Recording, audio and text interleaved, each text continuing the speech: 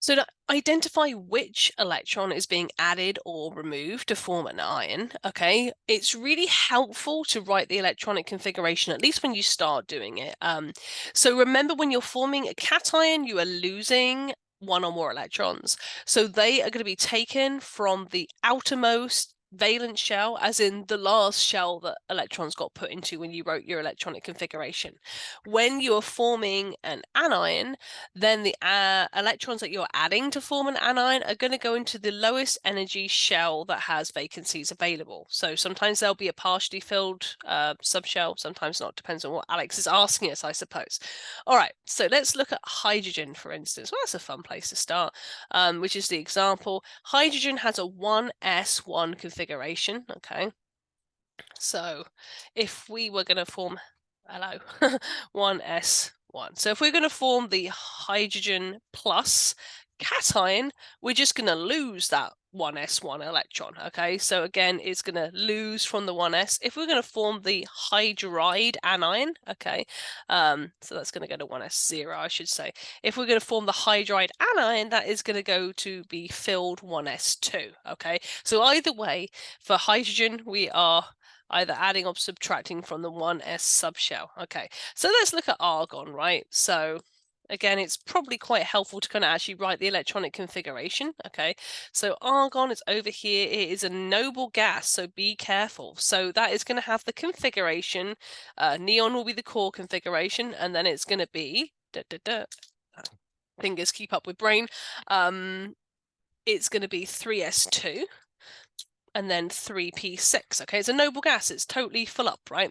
So to form the 1 plus cation, it's just going to lose an electron. So it should be neon 3s2, and the highest energy subshell will be the 3p. So now it will be 3p5 if it's lost an electron. I should put that plus in there, right?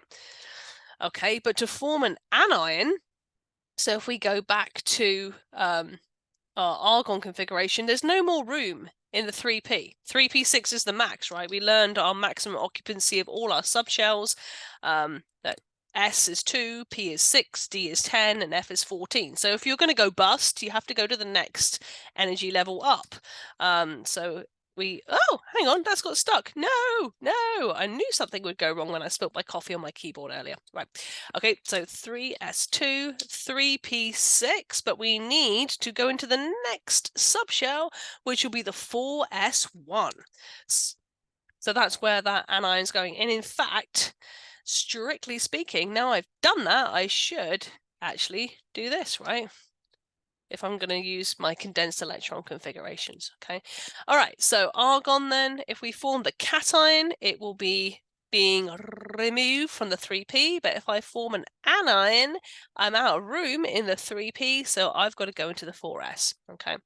All right, so let's do that for the rest of them then. So sodium has got the configuration neon, and then 3s1. Okay, so if I form the sodium plus cation, I am just losing that 3s1 electron. So my subshell that I remove the electron from will be from the 3s. If I was going to form sodium minus, I go back to that 3s1 again.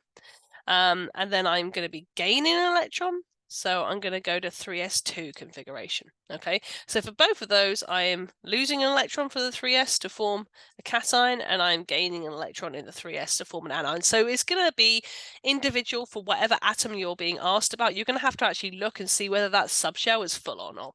All right, so finally, cadmium down here in the transition elements. So remember, for any transition element, the periodic table helps us. Remember, the D block starts at 3D, right? So it starts at 3D, and then 4D, 5D, 6D, okay? Same for the F block. This is 4F, because we don't have F orbitals for n less than 4, and this would be 5F, okay? So when we are writing our electronic configuration of cadmium, our core configuration, I'm going to have to move this a little bit, is going to be krypton. And then if you count across the period that cadmium in, it's going to be 5s2. And then the periodic table helps us make the prediction that the 4d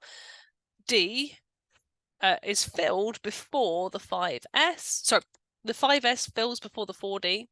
So count across how many d electrons you got. 1, 2, 3, 4, 5, 6, 7, 8, 9, 10 d electrons for cadmium. Okay, so fun fact for all the transition metals that you remove s electrons to form cations before you remove any d electrons. Okay, so the golden rule for transition elements in general is s goes first. That is true when you're actually writing the electronic configuration of the atom, because look, we filled the 5s before the 4d, but actually having electrons populate those subshells does shift their energy relative to each other. So an empty 5s orbital is at lower energy. This is going to look weird because it like reverses on the screen. This is the 5s. The empty 5s is at lower energy than the empty 4d, okay? But a filled 5s, remember you're trying to stick 2 electrons in a s orbital, okay, which is way more like close together in terms of compactness than d orbitals. They're all like flouncing out here somewhere. So that 5s actually raises very slightly in energy above the 4d. The same thing happens with the 4s and the 3d. So filled electron orbitals have different energy to empty ones. So that means, again, 5s goes first. Okay, so we lose s electrons before d electrons when we're forming cations. So if we're forming cadmium plus, okay, obviously the core electrons are going to stay where they are at, and we'd end up with a 5s1 4d10 configuration. So watch out for that, y'all. Okay, and then to form the cadmium anion, if such a thing existed, so then we cannot add an electron in the 4d10 because it is full, okay?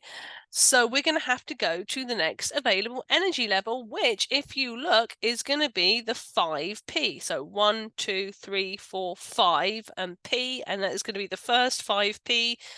So it'll be 5p1. Okay, so do watch out for transition elements, especially. So 5s and 5p there. Okay, so lots to think about with that one, okay? The best thing to do is just write out the configurations, make sure you're really hot on how it works with transition metals. For atoms, S fills before D, and when we form cations, S empties before D. Always put the S first, okay? And then you'll be okay.